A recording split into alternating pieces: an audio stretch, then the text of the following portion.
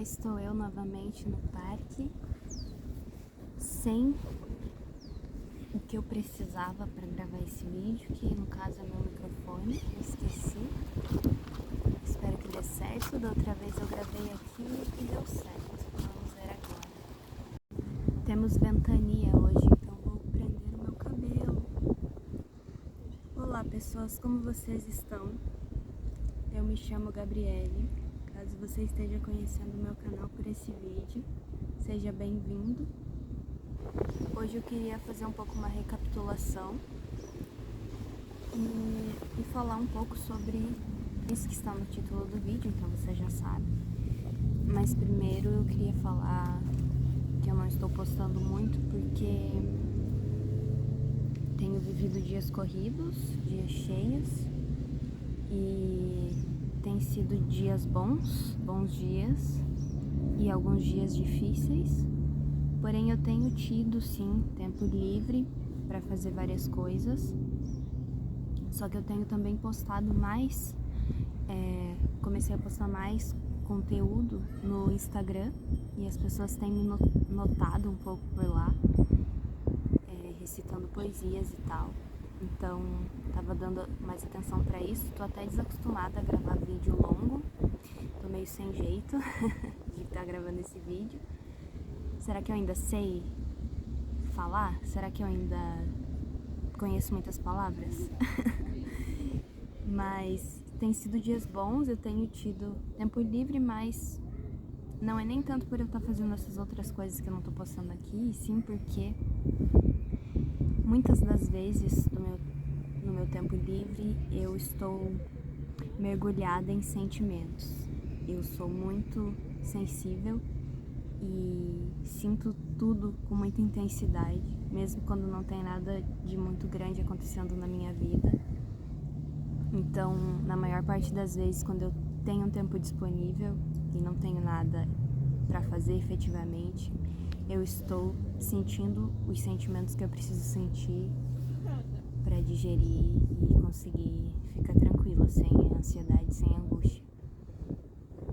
E aí eu queria falar um pouco sobre essa questão do tempo livre, mas primeiro eu queria falar que esse canal vai continuar assim, esse canal ainda vive, eu tenho muitos planos, muitas coisas planejadas, eu tenho muitos vídeos, ideias de vídeos planejadas, e para isso, para comprovar isso, eu trouxe esse caderninho, que é basicamente o meu planner, o meu planejador de vídeo do YouTube. E aqui atrás eu escrevi: eu perdi um poema. Não dá pra ler que tá espelhado, mas é isso que tá escrito. E eu que fiz esse desenho. Eu achei lindíssimo. E toda vez que eu olho me dá uma alegria. E aqui tem, olha, algumas coisas, alguns títulos e tal. Não leiam porque é spoiler. E então tem planos, eles virão.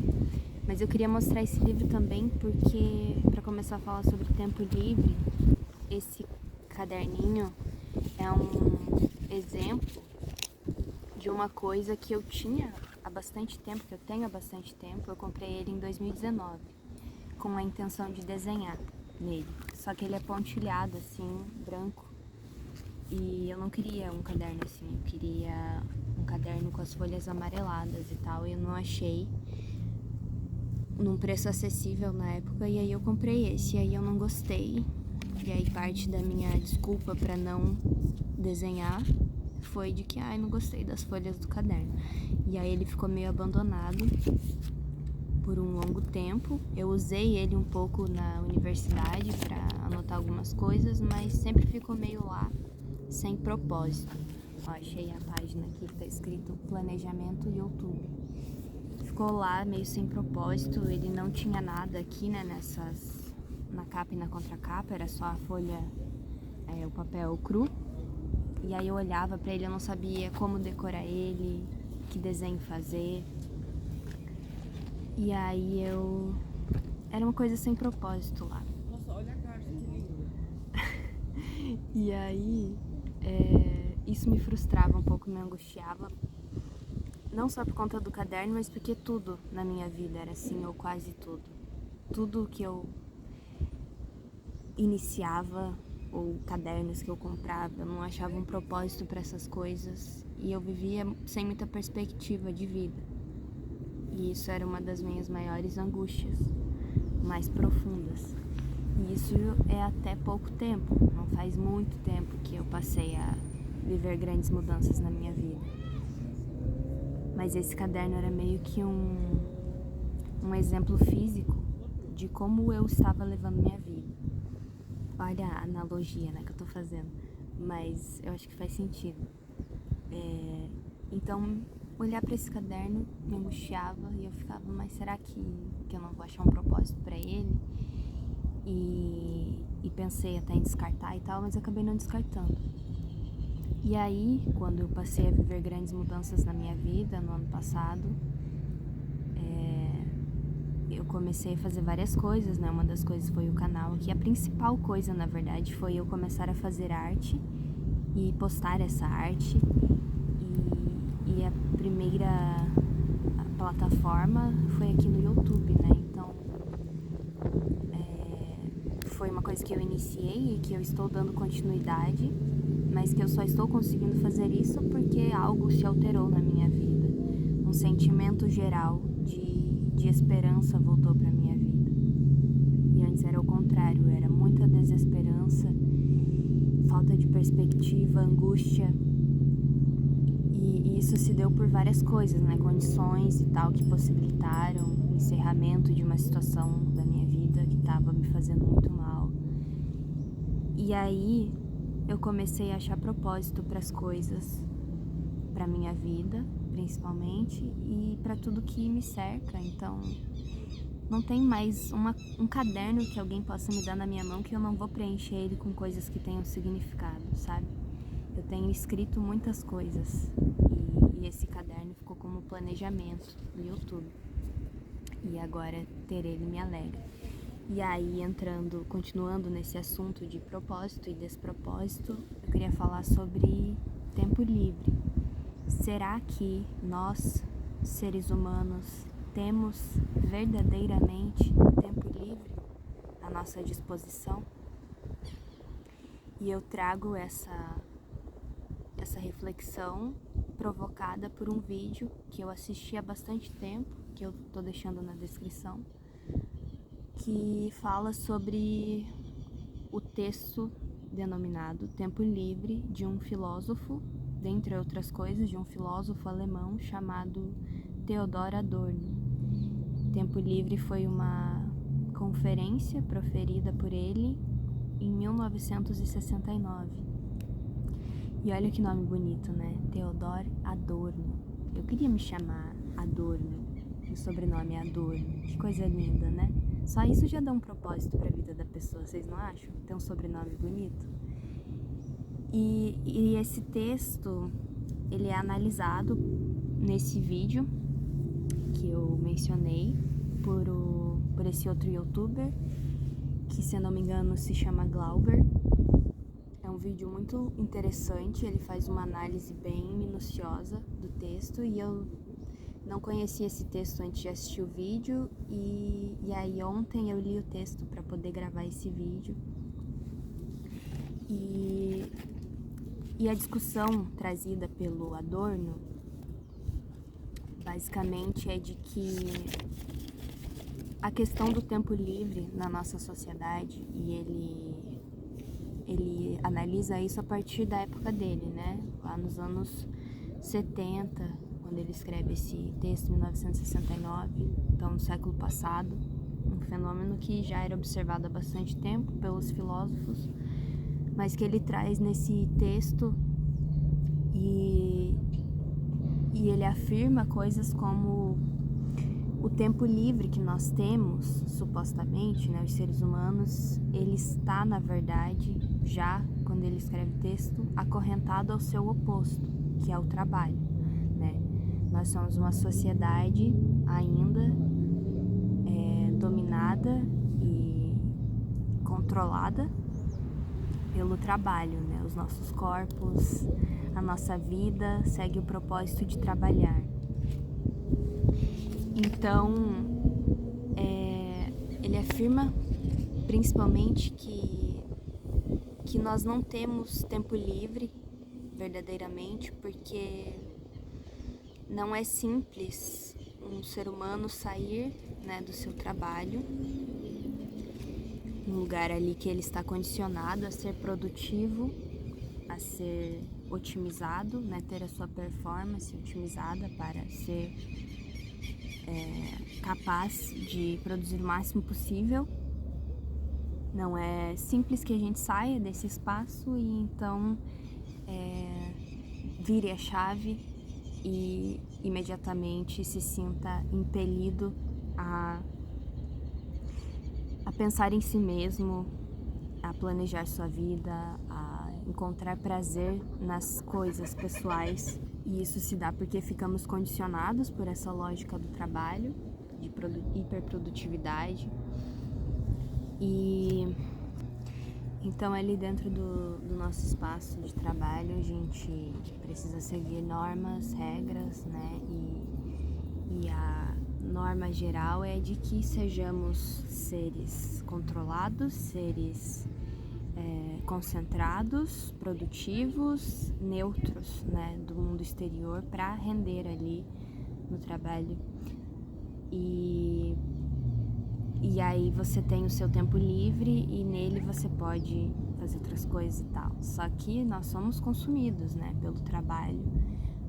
Nós não conseguimos desligar os sentimentos e a afetação durante a jornada. E o trabalho continua ecoando na gente, né, as experiências vividas lá. E primeiro que a gente tem pouco tempo depois do trabalho, né, a maioria das pessoas. E a maioria das pessoas somos trabalhadores, né? Temos pouco tempo livre depois do trabalho. E aí perdemos tempo em transporte e necessidades fisiológicas. Então, a maioria das pessoas só tem o fim de semana livre, sábado e domingo, 2 dias. E outras pessoas ainda menos, né? Então, na melhor das hipóteses, 2 dias. E isso é muito pouco tempo, né? Comparado aos 5 dias em que nós ficamos reservados para um espaço e tempo, em um espaço e por um tempo bem grande do nosso dia, né? Para uma atividade que nada mais serve para a nossa sobrevivência, para a nossa subsistência. Nem mesmo ela nos traz, na maioria dos casos, possibilidade de comermos ou comprarmos todas as coisas que nós queremos, né? Então, uma das coisas que o Adorno fala no texto, uma citação que eu queria trazer, ele fala assim: a existência que a sociedade impõe às pessoas não se identifica com o que as pessoas são ou poderiam ser em si mesmas. Ou seja, nós ficamos reduzidos e condicionados pelo trabalho, pela lógica do trabalho, pela performance e esse condicionamento, essa alienação, ela vai se estendendo para a nossa vida particular, porque a nossa vida é quase que completamente significada pelo trabalho. Então, quem eu sou para além do meu trabalho, para além da minha profissão? Se alguém pergunta pra gente quem a gente é, geralmente a gente pensa em falar o nosso nome e a nossa profissão, não é mesmo? E então, o que resta nas pessoas, além do determinado nas suas funções? Ele traz essa questão. Ele fala que o tempo livre, ele é uma prolongação da não liberdade que já existe dentro do trabalho, que é regido pelo regime do lucro, onde a nossa subjetividade é quase que irrelevante para a concretização da situação do serviço que nós prestamos, né? Então, existe ali uma moral do trabalho vigente que ele já observa na época dele, que continua operando, e essa moral, esse regime do lucro, ele continua nos afetando e nos condicionando mesmo quando estamos livres para fazermos outra coisa. o tempo livre virou um apêndice do trabalho. E uma coisa um pouco engraçada, mas também triste, que ele fala, é que a razão da imbecilidade de muitas ocupações do tempo livre é justamente essa dicotomia que a nossa vida acabou virando, né? Porque existe então uma separação cínica de que a vida se divide em duas metades, o trabalho e o tempo livre. E é uma separação cínica porque, como já falei, né, as coisas se misturam, as coisas se confundem. Então, a mesma lógica continua operando. É muito difícil, se você está dominado por uma situação exploratória, que você tenha vitalidade, né, no tempo que te resta para você tentar subverter isso de alguma forma profunda. E o prazer, a nuance de pensamento, de tudo, são coisas incompatíveis com essa lógica, com essa divisão racional da existência, o termo que ele usa. São incompatíveis porque no trabalho você tem que ser um ser racional, um ser controlado, um ser que não sente, que não sofre. E isso vai ficando internalizado, né, em nós. E aí o tempo livre, ele discorre que se torna uma liberdade organizada e ela é coercitiva. Traz a questão do hobby. Já na época dele lá, ele fala que ter um hobby se tornou meio que uma coisa obrigatória, como uma parte desse cinismo de no seu tempo livre você não é produtivo também para si mesmo, você não tem um hobby, você... Como assim, né? Você não é um ser humano eficiente em todas as áreas e todos os momentos da sua vida. Então uma coisa que ele traz como grande crítica é essa visão sobre o hobby. Ele fala que ele tem sim coisas que ele gosta de fazer, que não envolvem o trabalho, mas que essas coisas são tão sérias quanto o trabalho dele. E que decretar essas coisas como hobby seria deslegitimar, banalizar essas coisas. E isso é algo que ele não quer fazer. E eu concordo com isso, só que ali ele também admite que ele tem um certo privilégio em poder ter prazer no próprio trabalho dele, que era a produção acadêmica e tal, né? Então essas coisas estavam mescladas, o trabalho e o prazer para ele. E aí o que resta, né, para os meros mortais que não têm esses privilégios? É a letargia, né? Porque quando nos vemos sem liberdade, coagidos a agir de um certo jeito para que sejamos menos humanos, a gente se vê desesperançoso e letárgicos, paralisados, né? E eu estava vivendo desse modo. E foi só quando eu comecei a ter condições também, espaço para prestar atenção em mim mesma, no que eu queria verdadeiramente, no que eu desejava, que eu encarei, né, esse abismo de qual seria o sentido da minha vida. Primeiro que eu comecei a aceitar que eu poderia ter um significado maior na minha vida, uma esperança. E aí eu comecei a descobrir o que eu queria para minha vida. Ainda estou nesse processo, mas aí então eu comecei a sair dessa paralisia. O que não significa que seja simples, né? Ajuda muito, facilita muito quando temos maiores condições para isso. Mas talvez se alguém assistir esse vídeo, quem assistir esse vídeo, ou enfim, outras pessoas que possam entrar nessa lógica de pensamento, de entender que essa paralisia que a gente fica, essa desesperança, ela não é culpa sua, ela não é responsabilidade sua.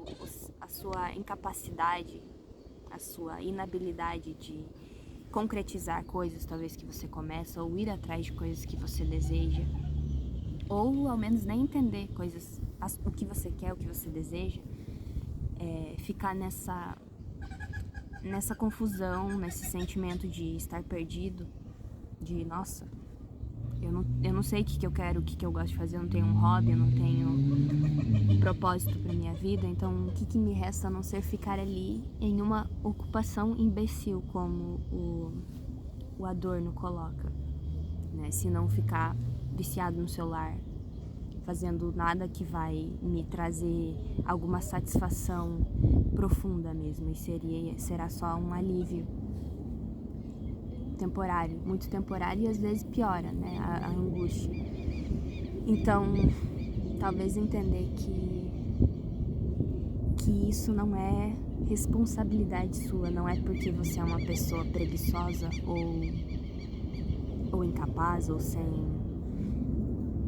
talentos, e sim porque nós vivemos desse jeito, e é para esse lugar que o mundo te empurra. Inacreditável.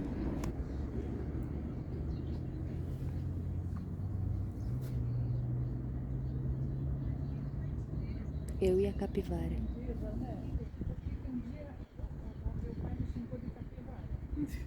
Por que será? Eu não entendi.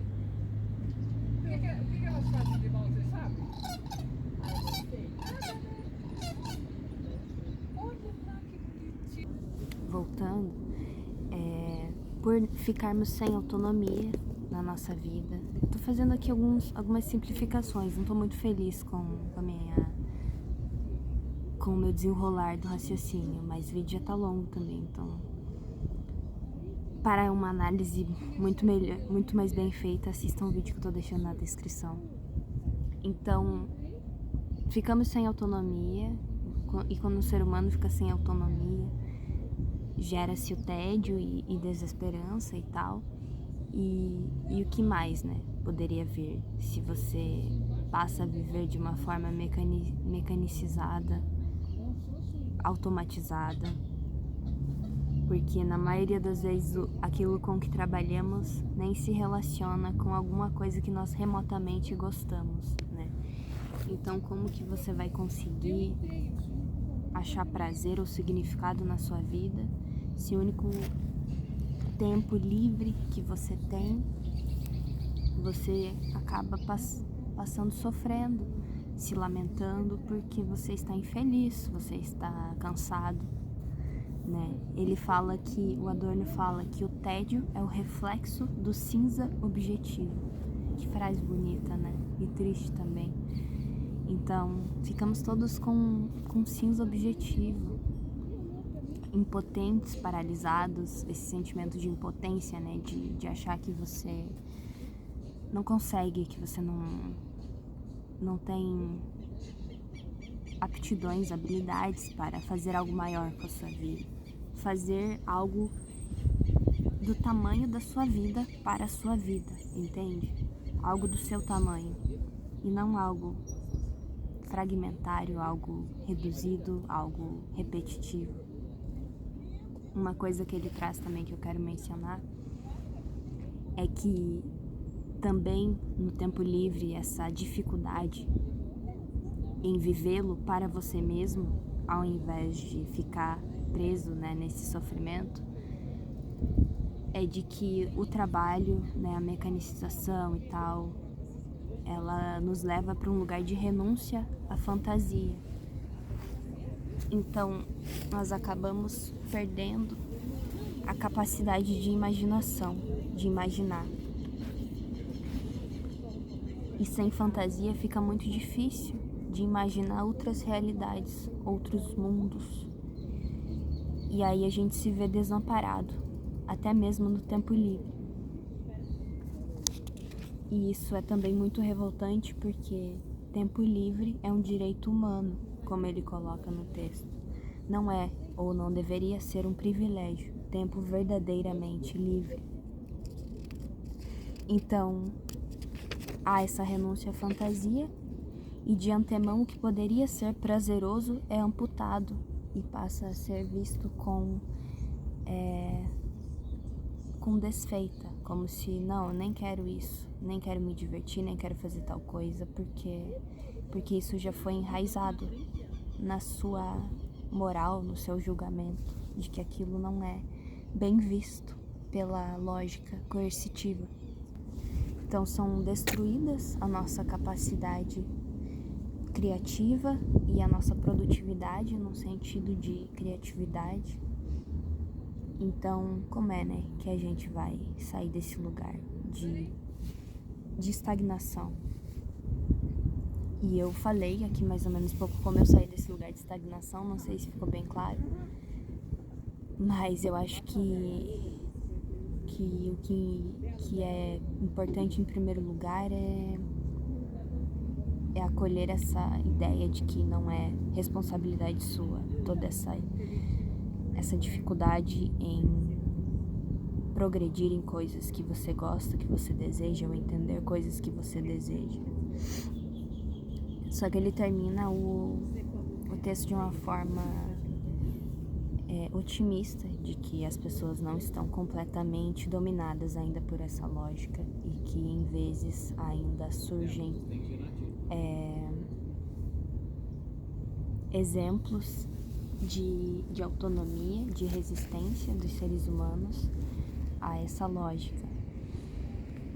Uma coisa que ele fala no texto, um pouco antes do final, é que o que é tão difícil